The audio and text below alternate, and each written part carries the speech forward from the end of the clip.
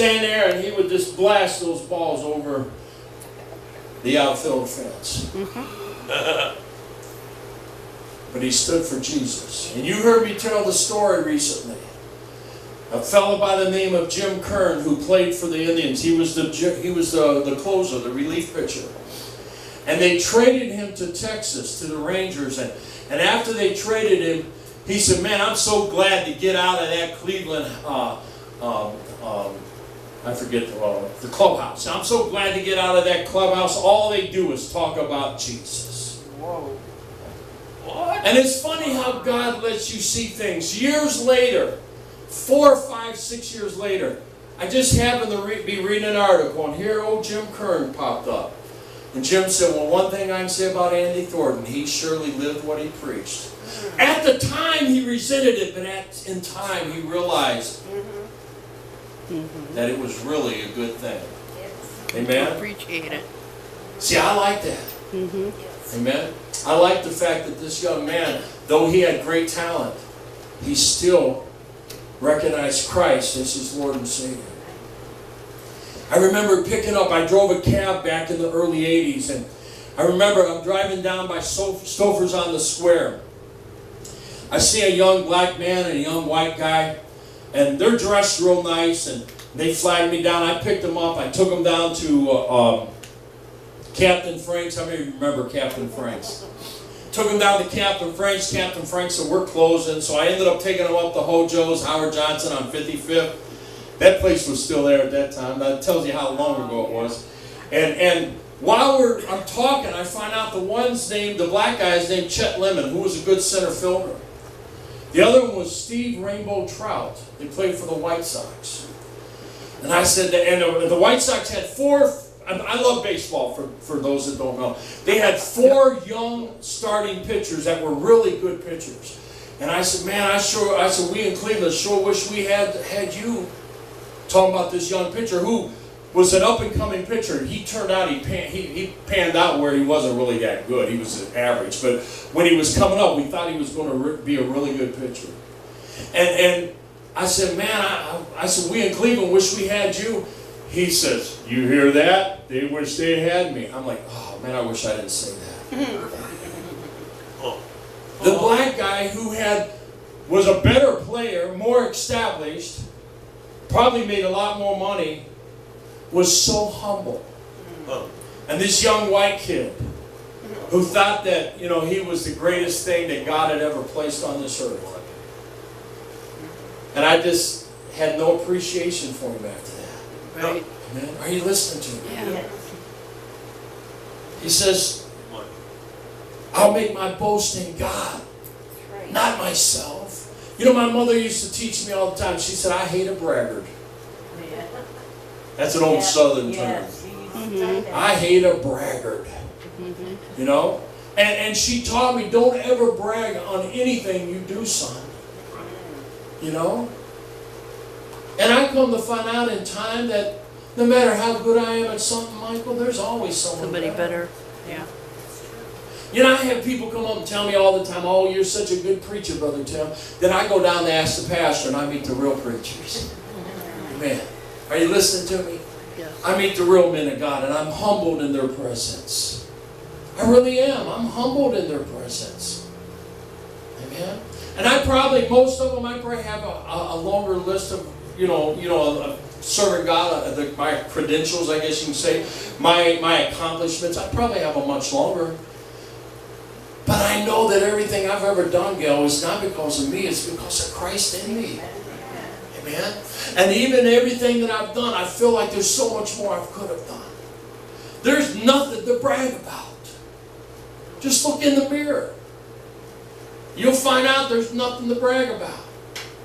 Now, I was teasing recently, some of you heard me say it, something's wrong with my mirror. I look in there and I see an old man staring back. I did too. I think that thing's broke, David. I told him to get out. You thought it was haunted, huh? Yeah. Amen.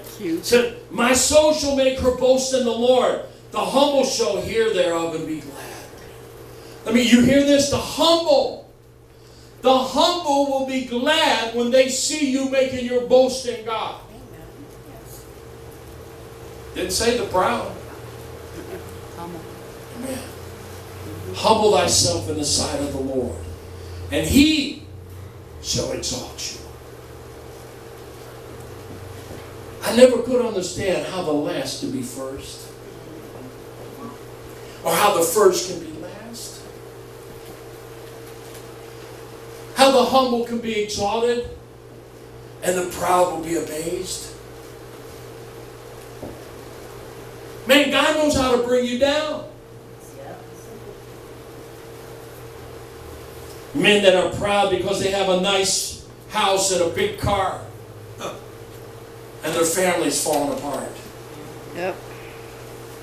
I remember years ago as a young man, I picked up, and I used to witness to people all the time in my cab. I picked up a man, an older, he was a middle-aged man. Probably my age now. To me, that was old back then. Now it's young, Brother Dave. It's young. I'm just a young man. I picked him up at this gay bathhouse. Used to be on 32nd and between Detroit and Clinton. Clinton, yeah. And I started talking to this man about the Lord. He started crying. He said, I'm married, I have a family, I love my family, I have children. He said, and I did things today that I never dreamed I'd ever do. I knew where I picked him up at. I didn't even want to imagine what he did. But the man started crying because Satan had entrapped him into a wicked sin. Man. Lived in the suburbs. Good job, a lot of money, nice family. But yet Satan had entrapped him in a wicked, ungodly, corrupt sin. Yep. I talked to him about giving his life to Jesus. Yep. Another time I picked up a man down in the flats. I brought him up to Stouffer's on the square. There's a lady there, a snowstorm, a lady needing a ride, but I had something more important than making $10. I went to hand this man a tract, and he said his name was Dallas from Atlanta. I'm not sure how that works. He said, I'm a millionaire. I says, yeah. No, seriously, I'm a millionaire. I said, okay. That didn't impress me. I had something he didn't have. That's right. God. He says, I've made a lot of money. He said, but I'm so miserable. I know I need Jesus. And I sat there and I told him to give your life to the Lord. All your money will never bring satisfaction, but Jesus will do it all for you. Yes. And I shared the love of God with this man, and this poor lady had to flag another cab down. I want to say that God blessed me the rest of the night, but I don't remember if He did or not. But the greatest blessing, BB, was that I got to talk to Dallas about Jesus. I got to talk to Dallas, who was from Atlanta, about Jesus. Amen. Amen. And I don't know where Dallas is today, now 30-some years later, but I hope he's serving God.